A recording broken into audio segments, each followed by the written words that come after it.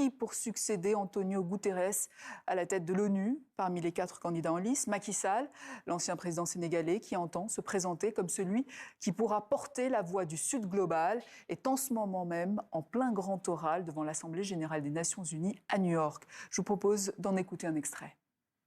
Si j'ai l'honneur de servir comme secrétaire général, ma première priorité sera de contribuer à restaurer la confiance, apaiser les tensions, réduire les fractures et redonner espoir dans notre action collective.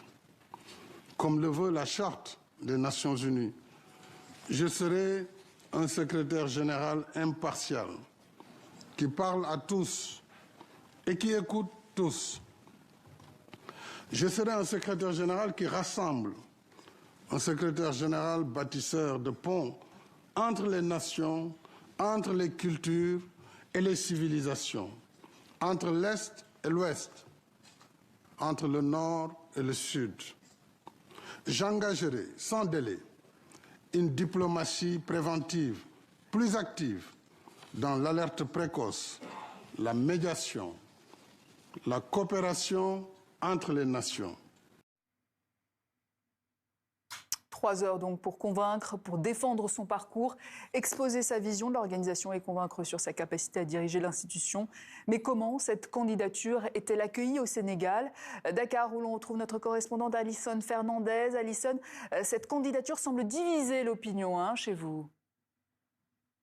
Bonsoir Lydia. Oui, d'un côté, il y a les soutiens de Macky Sall.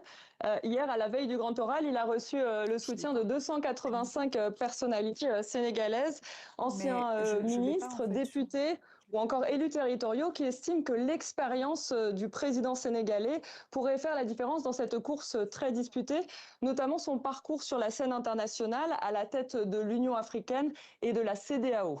Engagé sur les questions climatiques, Macky Sall peut également compter sur un solide réseau diplomatique, notamment en Afrique, et d'un soutien implicite de la France, qui certes n'a pas officialisé sa position, mais Macky Sall a été reçu à l'Élysée au lendemain du dépôt de sa candidature.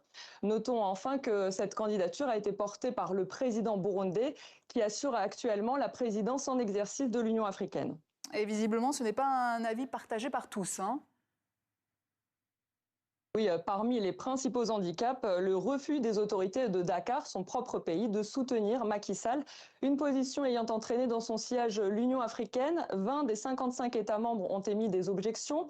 Parmi les critiques, les violences politiques ayant émaillé son second mandat et fait près de 65 morts entre 2021 et 2024, figure également la décision controversée de reporter la dernière présidentielle, ou encore l'affaire de la dette cachée, estimée à environ 7 milliards de dollars, révélée par les nouvelles autorités et confirmée par le Fonds monétaire international.